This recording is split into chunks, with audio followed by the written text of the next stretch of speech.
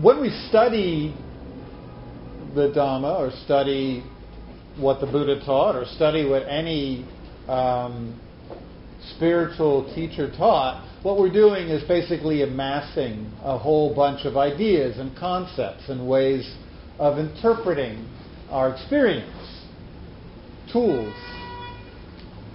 Well, when we actually practice, and as we develop our practice over time, what we learn is actually when we need these tools and when to let them go. And the Buddha used the analogy of the tools, or what he taught, as a kind of raft that was put together to cross a stream. But once you cross the stream, we're supposed to let the raft go. It's made out of maybe found wood and other found items, and we fasten together from our spiritual tools a vehicle to get across the stream to the other side, to the place where there is less suffering. But once we get there, the idea is not to carry around all these concepts that we learn, but to in fact be able to put down these concepts, know when we need them, but know when to let them go. Sometimes people can become quite attached to the ideas that they learn in a spiritual environment or in their own research, in their own readings, and they can become quite bullying with these spiritual tools. We can start lecturing our friends. Our family can avoid talking to us about anything because we go in on what the Buddha taught. But more so, what I'm going to talk about is actually there's a very prevalent wrong view, which is that there's this idea that the Buddha gave a ultimate transcendent view of reality, and that the rest of us were wandering around in a conventional,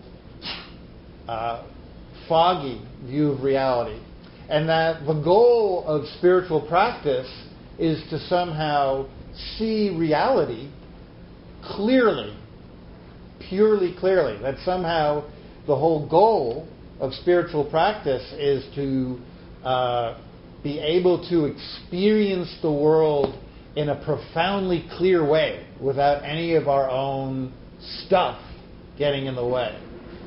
And that somehow when we've reached enlightenment, what that means in this incorrect view, that we've gotten to a place where we can truly experience reality without any of the self-centered I-ness or me or mine-ness getting in the way. So that the spiritual goal is, in other words, I want to be able to see the world clearly and everything that's going on. This is not what the Buddha taught. And there's a lot of really good reasons why he didn't teach this. But again, it's not about getting to a realm of pure ultimate perception of reality. The Buddha, in fact, taught, and I'll go over this later, but taught a series of perceptions that caused less and less suffering. The goal is not finding the ultimate view of reality, because the Buddha was not interested in anything beyond our own experience.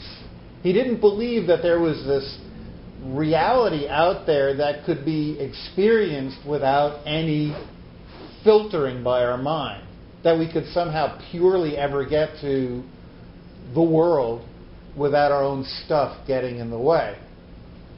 The idea, though, is that there are certain ways of perceiving the world that cause more suffering to ourselves and to other people. And there are ways of perceiving that don't cause as much suffering for ourselves. So it's gradually a process of replacing one perception of the world, or of our experience, let's put it that way, with gradually less stressful perceptions. But it's not about ever getting to this place where we have this completely objective view of reality. Why is that? Why is that? Well, there's a couple of reasons. First of all, if you take it from just the Buddhist teachings, the first opening lines of the Dhammapada is, the mind is the author of all things. Period. Everything we experience, everything we will ever know, is what's known as a sankhara, a fabrication, something that's put together by our mind. Now, this profound observation is actually borne out by all of the recent investigations, basically, by neuroscience, which shows that what we experience is actually not a clear representation of the world. There's actually something that's extremely fabricated, rather than the world simply entering through our eyeballs and being projected on the screen in our head, which is what we like to believe. In fact, there's an entire part of the brain called the occipital lobe that's recreating the world from memories and expectations and ideas. And in fact, you're only seeing a very, very small percentage of what's going on at any time. It's actually less than 3%. The rest 97% of the visual field is actually being put there in place by your memories and expectations. But it could be changing without you even aware of it. And there's some wonderful online, some wonderful clinical tests that they've given where they demonstrate just how much of what we think we are actually seeing, we're not seeing. How much is in fact created by mental expectation. Then, of course, there's a lot of contemporary philosophers. You might have heard of Wittgenstein, who said that language in and of itself is extremely poorly equipped to ever convey any truthful depiction of the world itself. But let's also use a more practical, rather than sit here and teach you anything about Wittgenstein, which would be a bizarre way to spend an evening.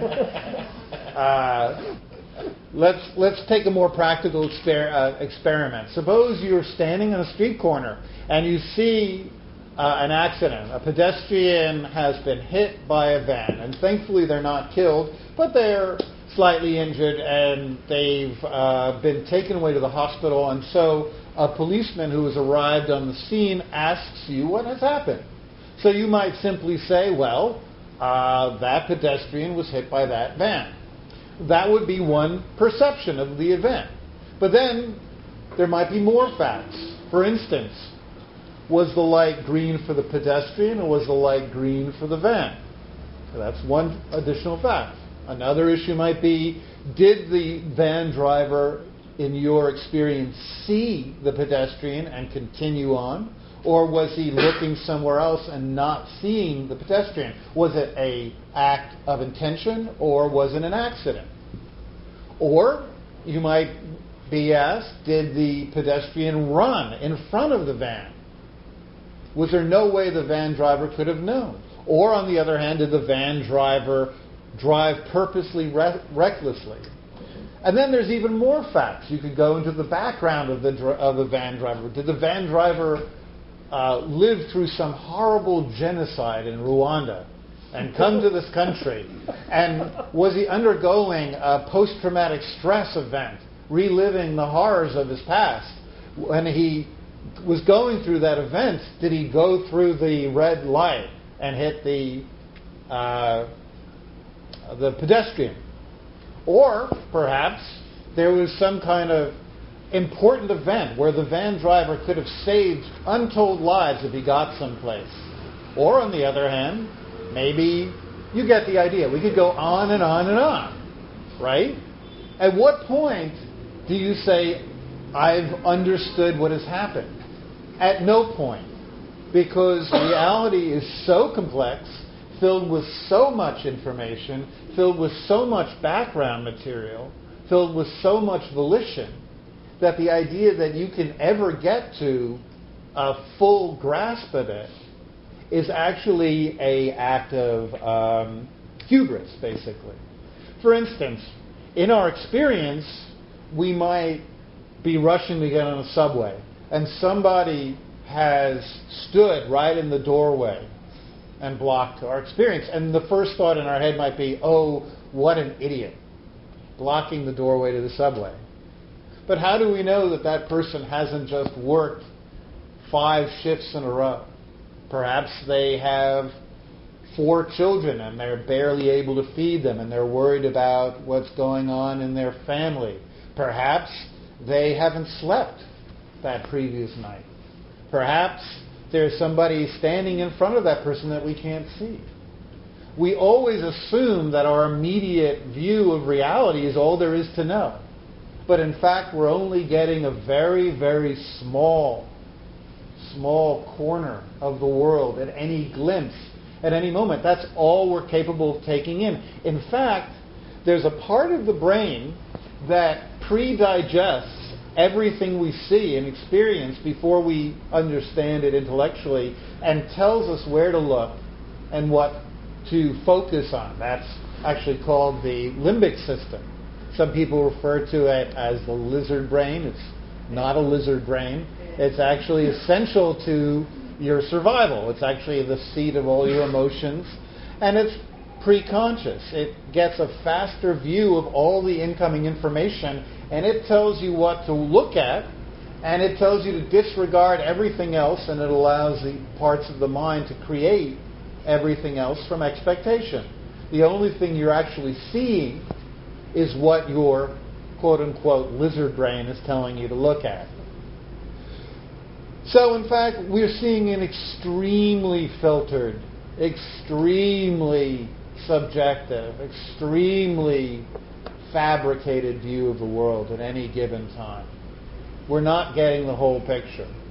So this is not a march towards a clearer view of reality.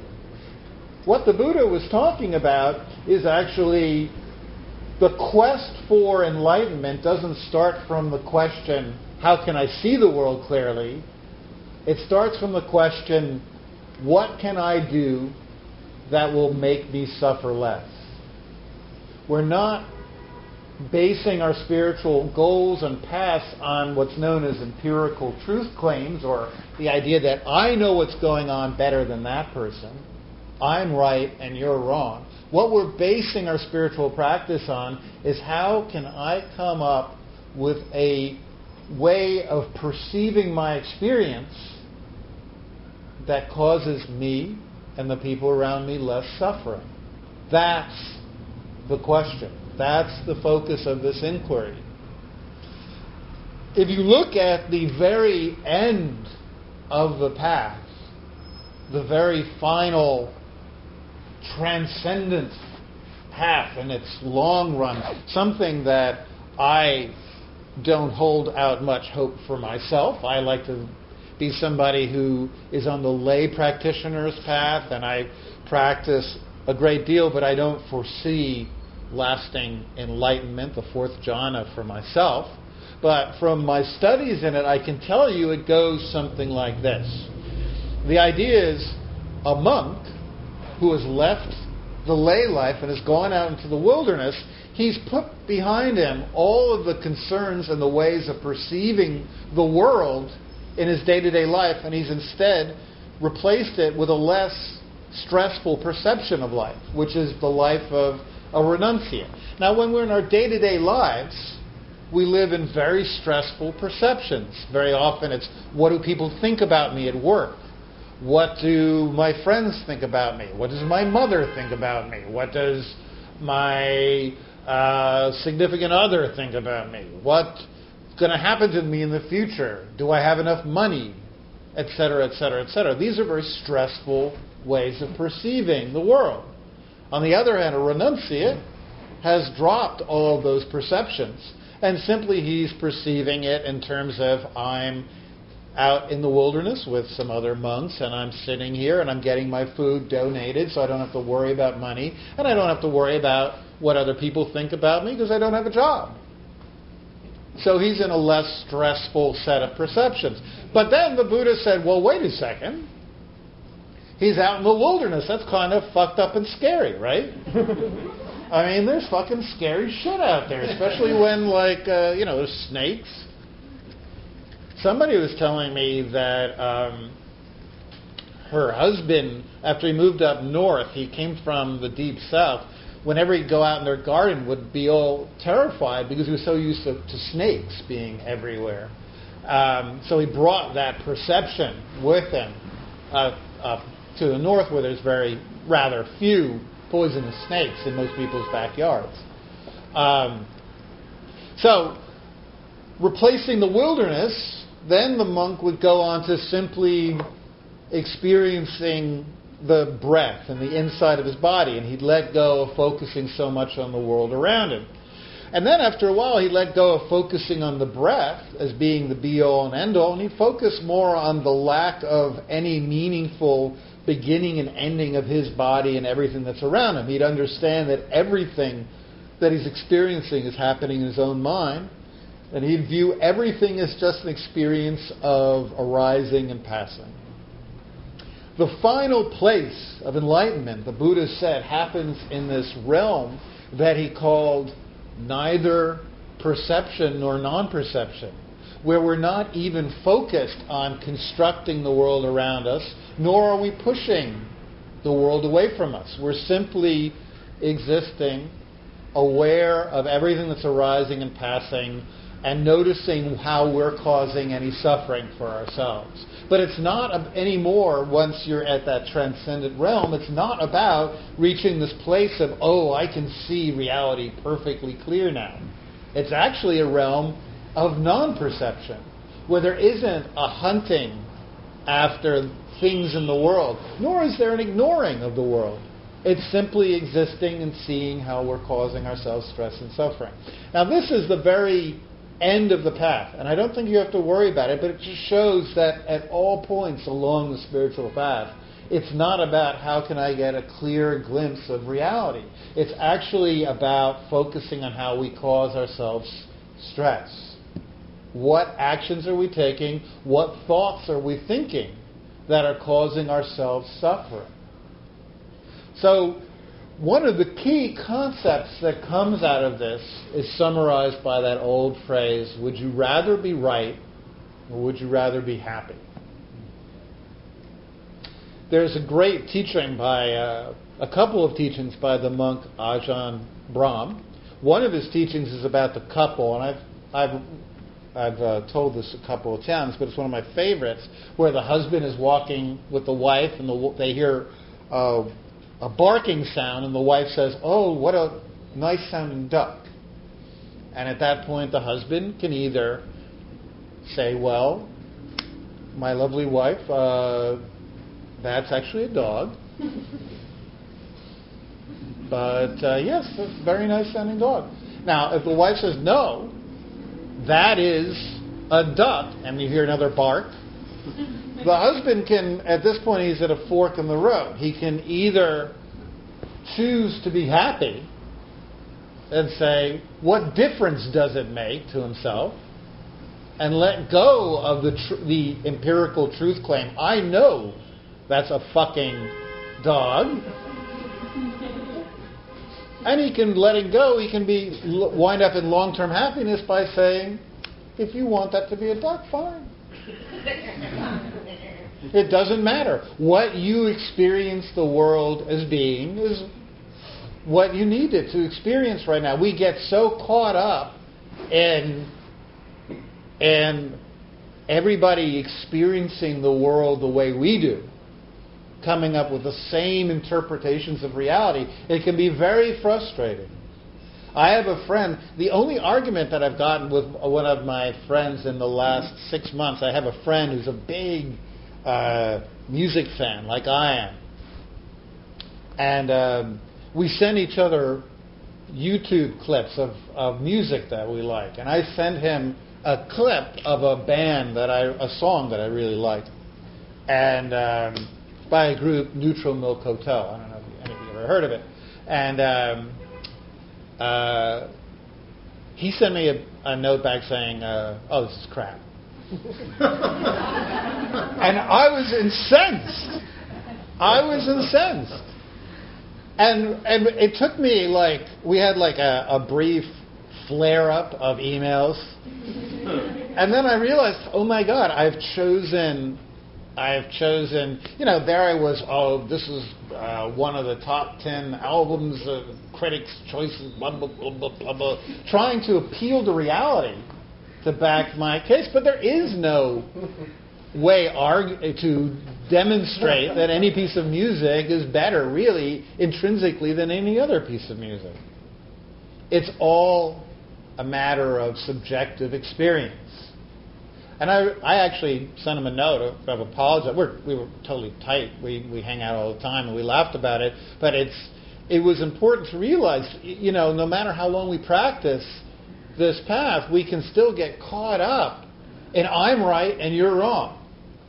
I know what's best in this situation. I know what's the truest view of reality. I know what really happened. I know what's really going on here at work. I know what's really going on here in this conversation with my mother. I know what... We have this desire to be the one who knows the truth. We really want to be the one who's got the closer, more accurate view of reality. And that attachment, that fixation to believing that our experience of reality, the Buddha is showing here, actually causes stress and suffering. It doesn't, in fact, bring us any closer to the goal, which is ending our own suffering. There comes part of right view, the Buddha taught, is letting go of all views.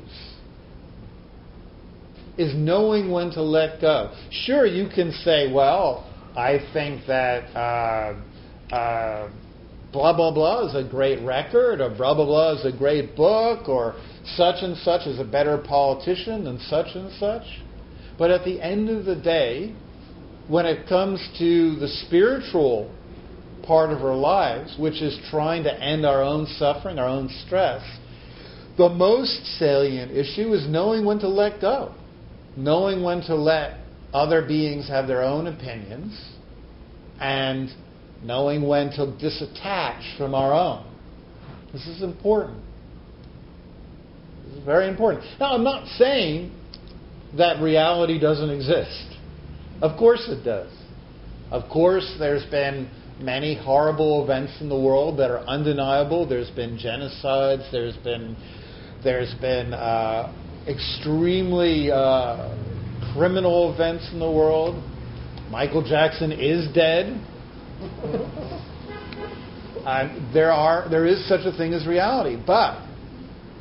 And in fact, if you live in a complete dream where you have no ability to perceive reality, you're probably going to suffer. But the idea of being the clearest view of reality, being that, it means that is the thing that's going to bring you happiness, is not the case. In fact, the Buddha said there's 3 things we should be asking ourselves before we think or say anything. Not only is it true, but is it useful to ending stress and suffering? And is it harmful? Sometimes things are true that in fact bring more suffering. For example, I'm going to be the bearer of bad news for you all. In about 5 or 6 or 4 billion years, I don't know. But the sun's going to nova. Kablooey. It's all going to come to a complete end. Right? Sure, maybe the science fiction buffs say, but we'll be all on the planet Epsilon Gamelon by then, so it won't matter. Assuming we're not. Right? Assuming that the sun does nova, everything will be gone, right? That's true. That's a true thought. Is that a useful thought? No, it's not a fucking useful thought. Most of the fucking time, if you walk around thinking that, you're going to become despondent, depressed, and you're not even going to focus on a goddamn thing you're doing. And somebody's going to say, why the fuck did you just step on my toe? And you're going to say, because in 5 billion years it's all going to fucking end. So who gives a shit, right? So that's not a useful thought. It's true, but it's not useful. There are many, many thoughts that we hold onto that may be true, but they're not helpful. For example, the famous case of where the woman came to the Buddha with her dead child, and she asked the Buddha to bring the child back to life. And the Buddha sent her off in search of a mustard seed from a family that didn't experience death. And of course, she couldn't find such a family because every family she went to had experienced a death of some kind. So nobody could give her that mustard seed. Now, what the Buddha was doing here is he wasn't saying that her perception of her child being dead was incorrect. He at no point was saying it's wrong or that there's anything, that of course your child is one of a kind, that it's not going to come back. But what he was doing was replacing that perception with a perception that caused her less suffering. That was also true, which was that everybody experiences death. Everybody experiences loss. There's nothing personal about it. And in fact, in the rest of the Buddha's teachings, he said when anything happens to us, before taking it personally, ask or remind ourselves, isn't this happening to millions of other people? Don't view our experience as something that happens to us alone. Remind ourselves that everything we experience is part of being a human being. That's why he taught the first noble truth, where he says, shit happens. There is suffering in life. There is death in life. There is loss in life. There's not getting what we want in life. He's not saying that that's all that's happened, but he's saying that if we shift to that perception, that's the first step in actually suffering less, believe it or not. The next step is reminding ourselves, there's a cause to a lot of my own suffering, which is that I tend to crave life to be different than it is. I tend to think, there's a way to escape all this. I can be the exception to the rule. And that causes us more suffering instead than less. So again, the spiritual path is about ending our own stress, and it's about doing it by finding ways of perceiving our experience that causes less stress. But the fixation we have that the way we are experiencing the world should be truer than anyone else's is something that we can begin to let go of. Because at the end of the day, if other people get caught up in, for instance, you might have a friend who believes that happiness is totally the result of getting more money. Right? That's where they are at this point in their life. And your attempt to say, but my view of happiness is truer, is only going to cause you a lot of stress. Because chances are they're not going to, on their own, until the time is right, let go of their own perception of the world. So we need to let go of this fixation on having the ultimate view of reality and start thinking more in terms of, yes, my perceptions are all filtered by my mind. I'm the author of my own experience. What can I do by changing my thoughts, by changing my own actions, to bring myself less suffering and longer lasting happiness? So that's tonight's talk, and I hope you guys have some insights to bring or questions or just anything else you'd like to share with the group. Thanks for listening.